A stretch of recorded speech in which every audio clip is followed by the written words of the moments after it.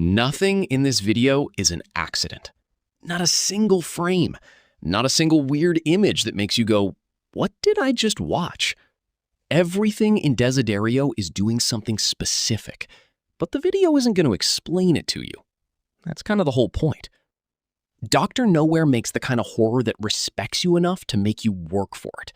And this one, out of everything on their channel, is the one that stuck with me.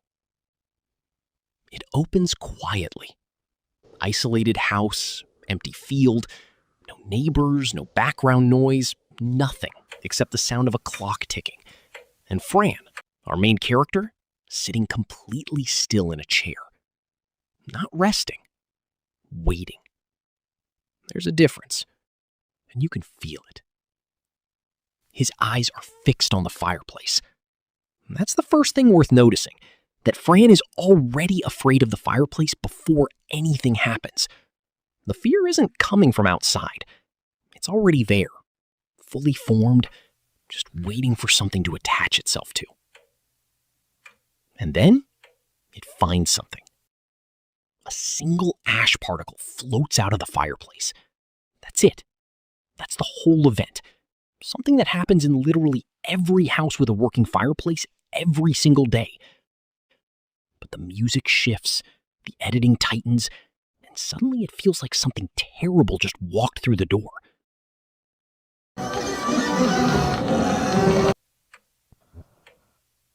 That's not an accident either. That's the illness. Let me back up for a second, because what's actually going on with Fran matters a lot here. Fran has hypochondria, or what's now officially called illness anxiety disorder. And before you picture someone dramatically clutching their chest for attention, that's not what this is. This is a real anxiety disorder, where your brain takes every single physical sensation, a headache, a cough, feeling tired on a Tuesday, and runs it through a filter that says, this is probably fatal.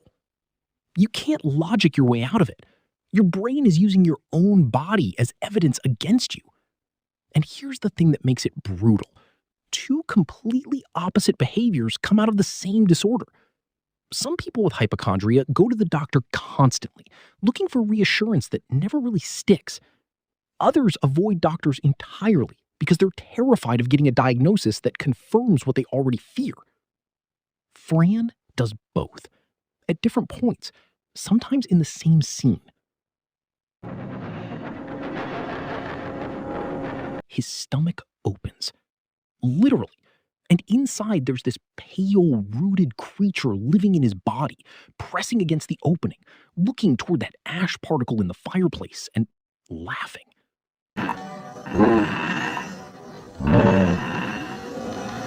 This is where Doctor Nowhere does something genuinely clever. They don't tell you Fran is anxious. They show you anxiety as a living thing that has made a home inside him, that is feeding off him, and that is happy when he's scared.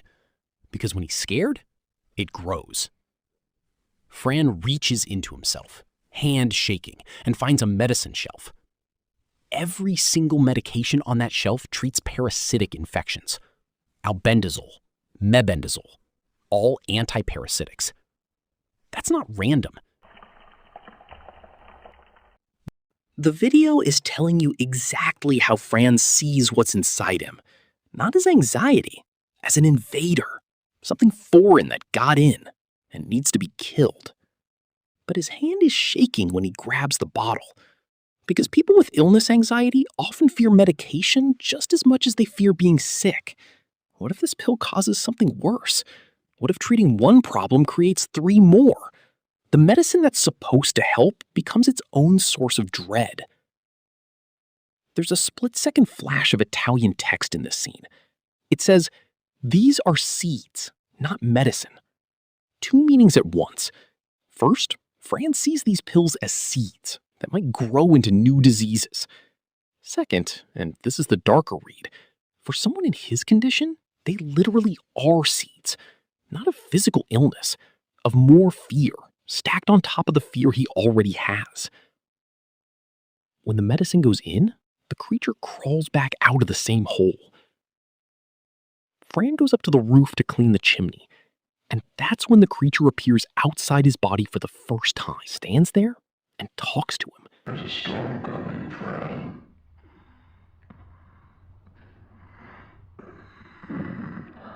You know they'll never find out what's wrong with you. And even if they did, they're just gonna make you sicker. And the doctor just wants to lie to you. They'll never find out what's wrong with you. And even if they did, they're just going to make you sicker. Here's what's unsettling about that line. It's not completely wrong. Misdiagnoses happen. Medications have side effects. The medical system fails people. The creature isn't lying outright.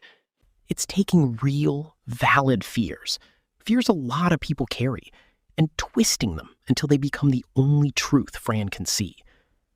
Then it warns him about a storm coming. There's a storm coming, Fran, and you'll be all in your house when it gets here. Every drop on your roof will remind you there's no one to share the comfort with. That he'll be completely alone when it hits. No one around, no one to help, just him and the thing living inside him. The storm isn't weather. The storm is the moment Fran is convinced his symptoms will become real and consume him. And the creature is describing it to him in loving detail, almost performing it. The laugh it does sounds like someone choking. Like lungs that can't get air. It's rehearsing his ending for him. And then, almost casually, it reminds him of their agreement, that he should be grateful just to still be here. That line hit different for me, because that's not just horror writing. That's something a lot of people say to themselves. At least I'm still here. At least it's not worse. Accepting a painful situation is preferable to the unknown, even when the unknown is just a fear their own brain invented. The fetus scene is the strangest thing in the video. It's also the most important. A fetus emerges from the creature, connected by an umbilical cord. A pair of scissors appears. Instead of cutting the cord, it cuts the fetus in half. The fetus looks like Fran. What the video is saying here is that this connection between Fran and the creature isn't something that happened to him recently. It goes back to the beginning. They've always been linked. And the thing that's supposed to free him, represented here by the scissors, by medication, by any purely mechanical solution, doesn't sever the connection. It just causes more damage. You can't cut your way out of this, not without dealing with what actually made the creature grow in the first place. Fran goes back inside and decides to pull it out himself. He reaches in, grabs the cord, and drags the creature out of his body. And when it comes out, it's smaller than you expected. Way smaller. And its shape has changed. It looks like a dandelion. One of those white ones where the seeds float off in the wind the second you breathe on them. That's the whole thesis of the video, right there. The monster that Fran spent this entire time paralyzed by, the thing he built his whole life around fearing, was fragile. It was always fragile.